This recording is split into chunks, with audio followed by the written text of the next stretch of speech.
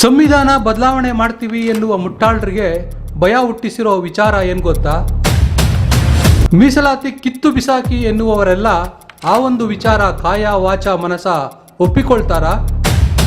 ಸ್ವಾತಂತ್ರ್ಯ ನಂತರವಲ್ಲ, ಸ್ವಾತಂತ್ರ್ಯ ಪೂರ್ವದಲ್ಲೇ ಮೀಸಲಾತಿಗಾಗಿ ನಡೆದಿದ್ದೆಷ್ಟು ಗೊತ್ತಾ ಹೋರಾಟ? ಅಷ್ಟಕ್ಕೂ ಭಾರತದಲ್ಲಿ ಮೀಸಲಾತಿ ಶುರುವಾಗಿದ್ದೇಕೆ, ಮೀಸಲಾತಿ ಕೊಟ್ಟಿದ್ದಾರಿಗೆ ಮತ್ತು ಏಕೆ? ಸ್ನೇಹಿತರೆ ನಮಸ್ಕಾರ, ಅನ್ವೇಷಣೆಗೆ ಸ್ವಾಗತ. ನಾನು ನಿಮ್ಮ ಜನಾರ್ದನ್ ಮುದುವತ್ತಿ. ಸ್ನೇಹಿತರೆ, ಮೀಸಲಾತಿ ಅಂದ್ರೆ ಸಾಕು, ಇಂದು ಕೆಲವು ವಿದ್ಯಾವಂತರು ಕೂಡ ನಮ್ಮ ದೇಶ ಮೀಸಲಾತಿಯಿಂದಲೇ ಉದ್ಧಾರ ಆಗ್ತಾ ಇಲ್ಲ, ಈ ಮೀಸಲಾತಿ ಕಿತ್ತು ಬಿಸಾಕಿದ್ರೆ ಆಗ ದೇಶ ಉದ್ಧಾರ ಆಗುತ್ತೆ ಅಂತ ಮಾತಾಡ್ತಿದ್ದಾರೆ. ಅಷ್ಟೇ ಅಲ್ಲ, ಸಂವಿಧಾನದ ಪೀಠಿಕೆಯಲ್ಲಿ ಎಲ್ಲರೂ ಸಮಾನರು ಅಂತ ಹೇಳ್ತಾರೆ, ಮತ್ತ್ಯಾಕೆ ಕೆಲವು ಜಾತಿಗಳಿಗೆ ಮಾತ್ರ ಮೀಸಲಾತಿ ಕೊಡ್ತಾರೆ? ಇಂತಹ ಪ್ರಶ್ನೆಗಳನ್ನು ಕೂಡ ಕೇಳ್ತಿದ್ದಾರೆ. ಬಾಬಾ ಸಾಹೇಬ್ ಅಂಬೇಡ್ಕರ್ ಅವರು ಸಹ ಮೀಸಲಾತಿಯನ್ನು 10 ವರ್ಷ ಮಾತ್ರ ನೀಡಿ ಅಂತ ಹೇಳಿದ್ರು. ಆದ್ರೆ ಕಾಂಗ್ರೆಸ್ ಪಕ್ಷ ತನ್ನ ರಾಜಕೀಯ ಸ್ವಾರ್ಥಕ್ಕೆ ಮೀಸಲಾತಿಯನ್ನು ಶಾಶ್ವತವಾಗಿಗೊಳಿಸಿಬಿಟ್ಟಿದೆ ಅಂತೆಲ್ಲ ವಾದ ಮಾಡೋರ ಸಂಖ್ಯೆ ಇವತ್ತಿನ ದಿನಗಳಲ್ಲಿ ದೇಶವ್ಯಾಪಿ ಹೆಚ್ಚಾಗ್ತಾ ಇರೋದನ್ನ ನಾವು ನೋಡ್ತಾ ಇದ್ದೀವಿ. ಹಾಗಾದ್ರೆ ಮೀಸಲಾತಿ ಅನ್ನೋದು ನಮ್ಮ ದೇಶದ ಅಭಿವೃದ್ಧಿಗೆ ಮಾರಕವಾಗಿದೆಯಾ? ಮೀಸಲಾತಿ ತೆಗೆದು ಬಿಟ್ರೆ ಇಡೀ ದೇಶದ ಜನರು ರಾತ್ರೋರಾತ್ರಿ ಜಾತಿ ಮತಗಳ ಸಂಕೋಲೆಗಳಿಂದ ಬಿಡುಗಡೆ ಹೊಂದಿ ಸಾಮಾಜಿಕವಾಗಿ, ಶೈಕ್ಷಣಿಕವಾಗಿ, ಆರ್ಥಿಕವಾಗಿ ಸಮಾನತೆ ಸಾಧಿಸ್ತಾರ? ಈ ಎಲ್ಲಾ ವಿಚಾರಗಳ ಬಗ್ಗೆ ಕೂಲಂಕುಷವಾಗಿ ಚರ್ಚಿಸುವ ಮುನ್ನ ನಮ್ಮ ಚಾನಲ್ಗೆ ಸಬ್ಸ್ಕ್ರೈಬ್ ಆಗಿ, ನೋಟಿಫಿಕೇಶನ್ಗಾಗಿ ಬೆಲ್ ಐಕಾನ್ ಕ್ಲಿಕ್ ಮಾಡೋದು ಮರಿಬೇಡಿ. ಸ್ನೇಹಿತರೆ, ಇದು ಮಧ್ಯಪ್ರದೇಶದ ಸಿಎಂ ಶಿವರಾಜ್ ಸಿಂಗ್ ಚೌಹಾಣ್ ಅವರು ದಲಿತ ವ್ಯಕ್ತಿಯೋರ್ವರಿಗೆ ಪಾದಪೂಜೆ ಮಾಡಿದ ಫೋಟೋ. ಒಂದು ರಾಜ್ಯದ ಸಿಎಂ ಇಂತಹ ಪೂಜೆ ಮಾಡಲು ಕಾರಣವೇನು ಗೊತ್ತಾ? ಈ ಬಗ್ಗೆ ವಿವರವಾಗಿ ನೋಡೋಕು ಮುನ್ನ ನಮ್ಮ ದೇಶದಲ್ಲಿ ಮೀಸಲಾತಿಯ ಚರಿತ್ರೆಯ ಬಗ್ಗೆ ಒಂದಷ್ಟು ಅಂಶಗಳನ್ನ ನಿಮ್ಮ ಮುಂದೆ ಇಡ್ತೀನಿ. ಸ್ನೇಹಿತರೆ, ಇಂದು ದೇಶದಲ್ಲಿ ಲೋಕಸಭಾ ಚುನಾವಣೆ ಕುರುಕ್ಷೇತ್ರದ ಸಮರದಂತೆ ನಡೀತಾ ಇದೆ. ಈ ಸಮರದಲ್ಲಿ ಕಳೆದ 10 ವರ್ಷದಲ್ಲಿ ಆಗಿರುವ ಅಭಿವೃದ್ಧಿ ಬಗ್ಗೆ, ಮುಂದೆ 5 ವರ್ಷ ದೇಶದ ಜನರ ಕಲ್ಯಾಣಕ್ಕಾಗಿ ಏನ್ ಮಾಡ್ತೀವಿ ಎನ್ನುವ ವಿಚಾರದ ಬಗ್ಗೆ ಚರ್ಚೆ ಆಗಬೇಕಾಗಿತ್ತು. ಆದರೆ ಚರ್ಚೆ ಆಗ್ತಿರೋದು ಮಾತ್ರ ಒನ್ಸ್ ಅಗೈನ್ ಹಿಂದೂ ಮುಸ್ಲಿಂ, ಮತ್ತದೇ ಪಾಕಿಸ್ತಾನ, ಮತ್ತದೇ ಮೀಸಲಾತಿ. ಇದು ನಮ್ಮ ದೇಶದ ದುರಂತ ಅಂದ್ರೆ ತಪ್ಪಾಗೋದಿಲ್ಲ ಬಿಡಿ. ಸ್ನೇಹಿತರೆ, ಈ ಮೀಸಲಾತಿ ಬಗ್ಗೆ ಸದ್ಯ ಸಾರ್ವಜನಿಕರಲ್ಲಿ ಏನೆಲ್ಲ ಚರ್ಚೆಗಳಾಗ್ತಿವೆ, ಆ ಚರ್ಚೆಗಳನ್ನು ಹುಟ್ಟು ಹಾಕಿದ್ಯಾರು, ಅಸಲಿಗೆ ನಮ್ಮ ದೇಶದಲ್ಲಿ ಮೀಸಲಾತಿ ಎನ್ನುವುದು ಅಸ್ತಿತ್ವಕ್ಕೆ ಬಂದಿದ್ಯಾವಾಗ ಎನ್ನುವ ಬಗ್ಗೆ ಒಂದಷ್ಟು ವಿವರಗಳನ್ನು ಇಂದು ನಿಮ್ಮ ಮುಂದೆ ಇಡ್ತಾ ಇದ್ದೀನಿ. ಸ್ನೇಹಿತರೆ, ಮೀಸಲಾತಿ ಎನ್ನುವುದು ಹುಟ್ಟಿಕೊಳ್ಳಲು ಮೂಲ ಕಾರಣವೇ ನಮ್ಮ ನೆಲದಲ್ಲಿ ಸಾವಿರಾರು ವರ್ಷಗಳಿಂದ ಆಳಿದ ಎಲ್ಲಾ ರಾಜಪ್ರಭುತ್ವಗಳು ಅಸಮಾನತೆ, ದೌರ್ಜನ್ಯ, ದಬ್ಬಾಳಿಕೆಗಳನ್ನೇ ಜೀವವಾಗಿಸಿಕೊಂಡಿರುವ ಮನುಸ್ಮೃತಿಯ ಆಧಾರದ ಮೇಲೆ ರಾಜ್ಯಭಾರ ಮಾಡಿತ್ತು. ಅಷ್ಟೇ ಅಲ್ಲ, ಹಕ್ಕು ಮತ್ತು ಕರ್ತವ್ಯಗಳಲ್ಲಿ ಅತಿ ದೊಡ್ಡ ದೋಷದಿಂದ ಕೂಡಿದ ವರ್ಣಾಶ್ರಮವನ್ನು ನಿರಂತರವಾಗಿ ಪಾಲಿಸಿಕೊಂಡು ಬಂದಿತ್ತು. ಇದರ ಪರಿಣಾಮ ದೇಶದಲ್ಲಿ ವೃತ್ತಿಗಳ ಮೇಲೆ ಸಾವಿರಾರು ಜಾತಿಗಳು ಹುಟ್ಟಿಕೊಂಡವು.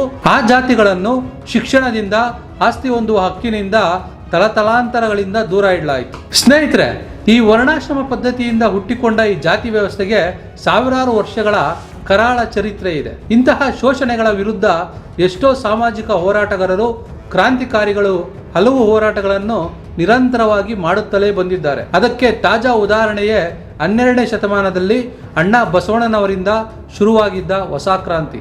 ಬಸವಣ್ಣನವರ ಆ ಕ್ರಾಂತಿಕಾರಿಯ ಹೆಜ್ಜೆಗಳು ಕಾಲಕಾಲಕ್ಕೆ ಬೇರೆ ಬೇರೆ ಸ್ವರೂಪಗಳಲ್ಲಿ ಮುಂದುವರಿಯುತ್ತಲೇ ಬಂದವು.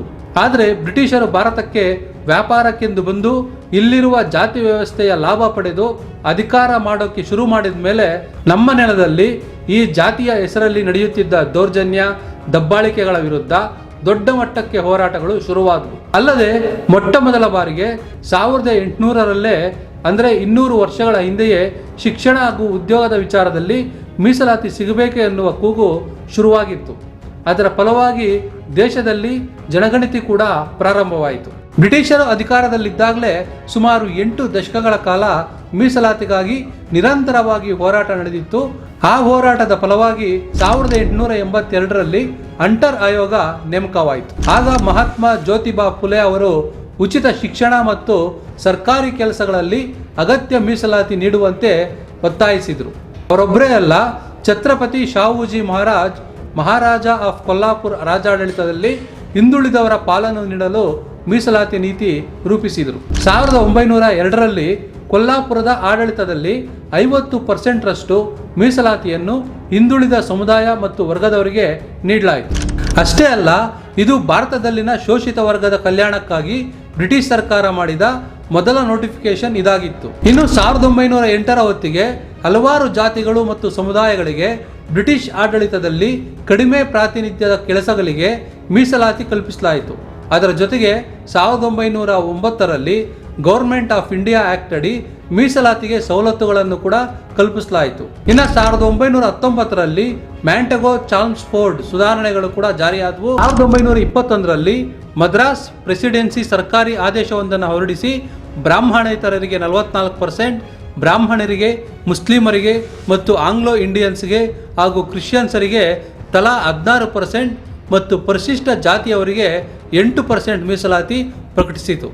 ಇತ್ತ ಮೈಸೂರಿನಲ್ಲಿ 1921ರಲ್ಲಿ ಪ್ರಪ್ರಥಮ ಬಾರಿಗೆ ಮಿಲ್ಲರ್ ಆಯೋಗದ ವರದಿ ಅನುಸರಿಸಿ ಎಲ್ಲಾ ಹಿಂದುಳಿದ ಸಮುದಾಯಗಳಿಗೆ 75% ರಷ್ಟು ಮೀಸಲಾತಿ ನೀಡೋಕೆ ನಾಲ್ವಡಿ ಕೃಷ್ಣರಾಜ ಒಡೆಯರು ಆದೇಶ ಕೊಟ್ಟರು. ಒಡೆಯರ್ ಅವರ ಈ ನಡೆ ಭಾರತದ ಸಾಮಾಜಿಕ ಇತಿಹಾಸದಲ್ಲೇ ಬೃಹತ್ ಮೈಲುಗಲ್ಲು ಎಂದು ಹೆಸರಾಗಿದೆ. 1935ರಲ್ಲಿ ಭಾರತೀಯ ರಾಷ್ಟ್ರೀಯ ಕಾಂಗ್ರೆಸ್ ಪೂನಾ ಪ್ಯಾಕ್ಟ್ ಎನ್ನುವ ಒಪ್ಪಂದ ಮಾಡಿಕೊಳ್ತು. ಕೆಳದರ್ಜೆಯ ಮತ್ತು ತುಳಿತಕ್ಕೊಳಗಾದವರಿಗಾಗಿ ಪ್ರತ್ಯೇಕ ಮತಕ್ಷೇತ್ರಗಳ ಹಂಚಿಕೆ ಬಗ್ಗೆ ಕಾರ್ಯಕ್ರಮ ಕೂಡ ಹಾಕಿಕೊಳ್ತು. 1935ರಲ್ಲಿ ಗೌರ್ಮೆಂಟ್ ಆಫ್ ಇಂಡಿಯಾ ಆಕ್ಟ್ ಜಾರಿಯಾಯಿತು. 1942ರಲ್ಲಿ BR ಅಂಬೇಡ್ಕರ್ ಅವರು ಅಖಿಲ ಭಾರತ ತುಳಿತಕ್ಕೊಳಗಾದ ವರ್ಗಗಳ ಒಕ್ಕೂಟ ರಚಿಸಿ ಪರಿಶಿಷ್ಟ ಜಾತಿಯವರ ಮುಂದುವರಿಯುವಿಕೆಗೆ ಒತ್ತು ಕೊಟ್ಟರು. ಅಲ್ಲದೆ ಸರ್ಕಾರಿ ಕೆಲಸ ಸೇವೆಗಳಲ್ಲಿ ಪರಿಶಿಷ್ಟ ಜಾತಿಯವರಿಗೆ ಮೀಸಲಾತಿ ನೀಡುವಂತೆ ಬೇಡಿಕೆಯನ್ನೊಡ್ಡಿದ್ರು.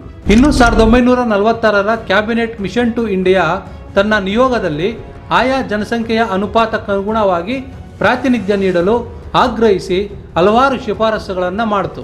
ಸ್ನೇಹಿತರೆ, ಇನ್ನು 1947ರಲ್ಲಿ ಭಾರತಕ್ಕೆ ಸ್ವಾತಂತ್ರ್ಯ ಸಿಕ್ತು. ಡಾಕ್ಟರ್ BR ಅಂಬೇಡ್ಕರ್ ಅವರನ್ನು ಭಾರತೀಯ ಸಂವಿಧಾನ ರಚನಾ ಸಮಿತಿಯ ಅಧ್ಯಕ್ಷರನ್ನಾಗಿ ನೇಮಕ ಮಾಡಲಾಯಿತು. ಭಾರತದ ಸಂವಿಧಾನವು ಧರ್ಮ, ಜನಾಂಗ, ಜಾತಿ, ಲಿಂಗ ಮತ್ತು ಜನನದ ಸ್ಥಳದ ಮೇಲೆ ತಾರತಮ್ಯ ಮಾಡುವುದನ್ನು ಕಡಾಖಂಡಿತವಾಗಿ ನಿರಾಕರಿಸಿತು. ಅದರ ಜೊತೆಗೆ ಸಾಮಾಜಿಕವಾಗಿ ಮತ್ತು ಶೈಕ್ಷಣಿಕವಾಗಿ ಹಿಂದುಳಿದ ಪರಿಶಿಷ್ಟ ಜಾತಿ ಮತ್ತು ಪರಿಶಿಷ್ಟ ವರ್ಗಗಳಿಗಾಗಿ ವಿಶೇಷ ನಿಯಮಗಳನ್ನು ರಚಿಸಲಾಯಿತು. ಇದರ ಜೊತೆಗೆ ಪರಿಶಿಷ್ಟ ಜಾತಿಗಳು ಮತ್ತು ಪಂಗಡಗಳಿಗೆ ರಾಜಕೀಯದಲ್ಲಿ ಪ್ರಾತಿನಿಧ್ಯ ದೊರಕಿಸಿಕೊಡಲು 10 ವರ್ಷಗಳ ಕಾಲ ಪ್ರತ್ಯೇಕ ಮತಕ್ಷೇತ್ರಗಳನ್ನು ಹಂಚಿಕೆ ಮಾಡಿತು. ಅಲ್ಲದೆ ಜನಗಣತಿಯ ಆಧಾರದ ಮೇಲೆ ಪ್ರತಿ 10 ವರ್ಷಕ್ಕೊಮ್ಮೆ ಸಂವಿಧಾನಿಕ ತಿದ್ದುಪಡಿಗಳ ಮೂಲಕ ಇದನ್ನು ಪರಿಶೀಲಿಸಲು ಅವಕಾಶ ಕೂಡ ನೀಡಲಾಯಿತು. ಇನ್ನು ಈ ಮೀಸಲಾತಿಯನ್ನು 10 ವರ್ಷಕ್ಕೊಮ್ಮೆ ನಡೆಸುತ್ತಿದ್ದ ಜನಗಣತಿಯ ಆಧಾರದ ಮೇಲೆ ನೀಡಲಾಗ್ತಾ ಇದೆ. ಅಷ್ಟೇ ಅಲ್ಲ, ಈ ಜನಗಣತಿ ಕೂಡ 1901ರಿಂದ 2011ರವರೆಗೂ ನಿರಂತರವಾಗಿ ನಡೆದಿದೆ. ಈ ಸಂದರ್ಭದಲ್ಲಿ ಹಲವು ಆಯೋಗಗಳನ್ನು ರಚಿಸಿ ಆ ಆಯೋಗಗಳ ಶಿಫಾರಸಿನ ಮೇಲೆ ಮೀಸಲಾತಿ ನೀಡಲಾಗ್ತಾ ಇದೆ. ಅದಕ್ಕಾಗಿ ಹಲವು ತಿದ್ದುಪಡಿಗಳನ್ನು ಕೂಡ ಸಂವಿಧಾನದಲ್ಲಿ ಮಾಡಲಾಗಿದೆ. ಇಷ್ಟೆಲ್ಲ ಆದರೂ ಇಂದಿಗೂ ಮೀಸಲಾತಿ ವಿಚಾರದಲ್ಲಿ ನ್ಯಾಯಾಲಯಗಳಲ್ಲಿ ಸುಮಾರು 41 ಪ್ರಕರಣಗಳ ವಿಚಾರಣೆ ಸುದೀರ್ಘವಾಗಿ ನಡೆಯುತ್ತಲೇ ಇದೆ. ಸ್ನೇಹಿತರೆ, ಇಲ್ಲಿ ನಿಮಗೆ ಮತ್ತೊಂದು ಗಂಭೀರ ವಿಚಾರ ಹೇಳಬೇಕು. ಅದೇನಪ್ಪಾ ಅಂದ್ರೆ 1901ರಲ್ಲಿ ಭಾರತದಲ್ಲಿದ್ದ ಜನಸಂಖ್ಯೆ ಅಂದಾಜು 23,83,96,327 ಮಂದಿ. ಆದರೆ 2011ರಷ್ಟೊತ್ತಿಗೆ 121,01,93,420 ಮಂದಿ ಜನಸಂಖ್ಯೆ ನಮ್ಮ ದೇಶದಲ್ಲಿ ಜಾಸ್ತಿಯಾಗಿದೆ. ಇನ್ನು 2011ರ ನಂತರ ಇಲ್ಲಿವರೆಗೂ ಅಂದರೆ ಕಳೆದ 14 ವರ್ಷಗಳಲ್ಲಿ ದೇಶದಲ್ಲಿ ಜನಗಣತಿಯೇ ನಡೆದಿಲ್ಲ ಅನ್ನೋದು ವಾಸ್ತವದ ಸಂಗತಿ. ಸ್ನೇಹಿತರೆ, ಒಂದು ಮಾತ್ರ ಸತ್ಯ, ನಮ್ಮ ದೇಶದಲ್ಲಿ ಮೀಸಲಾತಿ ಕೊಟ್ಟಿರೋದು ಧರ್ಮದ ಹೆಸರಲ್ಲೋ ಜಾತಿಯ ಹೆಸರಲ್ಲೋ ಅಲ್ಲ. ಯಾರು ನಿರಂತರವಾಗಿ ಸಾಮಾಜಿಕವಾಗಿ ಶೈಕ್ಷಣಿಕವಾಗಿ ಘೋರವಾಗಿ ಶೋಷಣೆಗೆ ಒಳಗಾಗಿದ್ರೋ, ದೌರ್ಜನ್ಯ ದಬ್ಬಾಳಿಕೆಗೆ ಒಳಗಾಗಿದ್ರೋ ಅಂತಹ ವರ್ಗಗಳಿಗೆ ಮಾತ್ರವೇ ಸಂವಿಧಾನದಲ್ಲಿ ಮೀಸಲಾತಿ ನೀಡಲಾಗಿದೆ. ಇನ್ನು ಈ ಮೀಸಲಾತಿ ವಿರೋಧಿ ಧ್ವನಿ ಹುಟ್ಟಿಕೊಂಡಿರೋದ್ರ ಹಿಂದೆ ಕೂಡ ಹಲವು ರಾಜಕೀಯ ಕಾರಣಗಳಿವೆ. ಮೀಸಲಾತಿಯಿಂದ ಶಿಕ್ಷಣ ಪಡೆದು ಸರ್ಕಾರದಲ್ಲಿ ಉನ್ನತ ಪದವಿಗಳಲ್ಲಿ ಅಧಿಕಾರಕ್ಕೇರಿರುವವರ ಮುಂದೆ ಸವರ್ಣೀಯರಾಗಲಿ ತಲತಲಾಂತರದಿಂದ ದಬ್ಬಾಳಿಕೆ ಮಾಡಿದವರಾಗಲಿ ಕೈಕಟ್ಟಿ ನಿಲ್ಲಬೇಕಾದ ಪರಿಸ್ಥಿತಿ ಕಳೆದ 75 ವರ್ಷದಲ್ಲಿ ನಿರ್ಮಾಣವಾಗಿದೆ. ಇದೇ ರೀತಿ ಇನ್ನೊಂದು 50 ವರ್ಷ ಮೀಸಲಾತಿ ಏನಾದರೂ ಮುಂದುವರೆದ್ರೆ ಸಾವಿರಾರು ವರ್ಷಗಳ ಹಿಂದೆ ನಾವೇ ಶ್ರೇಷ್ಠರೆಂಬ ಹುಂಬತನದಲ್ಲಿ ದಬ್ಬಾಳಿಕೆ ಮಾಡಿಕೊಂಡು ಬಂದಂತವರ ಅಸ್ತಿತ್ವಗಳು ಅಳಸಿ ಹೋಗುತ್ತೆ. ಅವರು ಕೂಡ ಸಂವಿಧಾನದ ಆಶಯದಂತೆ ಸಮಾಜದಲ್ಲಿ ಇತರರಂತೆ ಸಾಮಾನ್ಯರಾಗಿ ಬದುಕಬೇಕಾಗುತ್ತೆ. ಇದನ್ನು ಸಹಿಸದ ಕೆಲ ಜಾತಿವಾದಿಗಳು ಸಂಘಟಿತರಾಗಿ ಮೀಸಲಾತಿ ವಿರುದ್ಧ ನಿರಂತರವಾಗಿ ಸಮಾಜದಲ್ಲಿ ದ್ವೇಷದ ಬೀಜವನ್ನು ಬಿತ್ತುತ್ತಲೇ ಬಂದಿದ್ದಾರೆ. ಮೀಸಲಾತಿಯಿಂದ ದೇಶ ಉದ್ಧಾರ ಆಗಲ್ಲ, ಮೀಸಲಾತಿಯಿಂದ ಅಸಮಾನತೆ ಉಂಟಾಗುತ್ತೆ ಎನ್ನುವ ವಿಷಕಾರಿ ವಿಚಾರಗಳನ್ನು ಇಂದಿನ ವಿದ್ಯಾವಂತರ ತಲೆಗೂ ತುಂಬುತ್ತಿದ್ದಾರೆ. ಇದರ ಪರಿಣಾಮವೇ ಮೀಸಲಾತಿಯ ಅಸಲಿ ಉದ್ದೇಶ ಅದರ ಗುರಿಯನ್ನು ಅರಿಯದೆ ಮೀಸಲಾತಿಯಿಂದ ಸಮಾಜದ ಮುನ್ನೆಲೆಗೆ ಬಂದಂತಹ ಯುವಕರು ಕೂಡ ಇಂದು ಮೀಸಲಾತಿ ವಿರುದ್ಧವೇ ಧ್ವನಿ ಎತ್ತುವಂತಾಗಿರೋದು. ಸ್ನೇಹಿತರೆ, ಇಷ್ಟು ಮಾತ್ರವಲ್ಲ, ಮೀಸಲಾತಿ ರದ್ದು ಮಾಡಲೇಬೇಕು ಅಂತ ಕಾನೂನು ಹೋರಾಟ ಕೂಡ ಮಾಡಿದವರಿದ್ದಾರೆ. ಇಂದಿಗೂ ಹಿಂದುಳಿದವರ ಮೇಲೆ, ಮೀಸಲಾತಿ ಪಡೆಯುತ್ತಿರೋರ ಮೇಲೆ ನಿರಂತರವಾಗಿ ದೌರ್ಜನ್ಯ, ದಬ್ಬಾಳಿಕೆ ನಡೆಸ್ತಾ ಇರೋರು ಇದ್ದಾರೆ. ಅಂತಹ ವಿಕೃತ ಘಟನೆಗಳ ಬಗ್ಗೆ ಮಾತ್ರವಲ್ಲ, ನಿಜಕ್ಕೂ ಮೀಸಲಾತಿ ಮುಕ್ತ ಭಾರತ ನಿರ್ಮಾಣವಾಗಬೇಕಾದ್ರೆ ನಾವೆಲ್ಲ ಏನ್ ಮಾಡಬೇಕು ಎನ್ನುವ ಬಗ್ಗೆಯೂ ಮತ್ತಷ್ಟು ವಿವರಗಳನ್ನು ಆದಷ್ಟು ಬೇಗ ನಿಮ್ಮ ಮುಂದೆ ಇಡ್ತೀನಿ. ಅಲ್ಲಿವರೆಗೂ ಕೀಪ್ ವಾಚಿಂಗ್ ಅನ್ವೇಷಣೆ. ಅಂದಹಾಗೆ ಈ ವಿಚಾರದ ಬಗ್ಗೆ ನಿಮ್ಮ ಅನಿಸಿಕೆ ಏನು ಅಂತ ಕಮೆಂಟ್ ಮಾಡಿ ನಮ್ಗೆ ತಿಳಿಸಿ.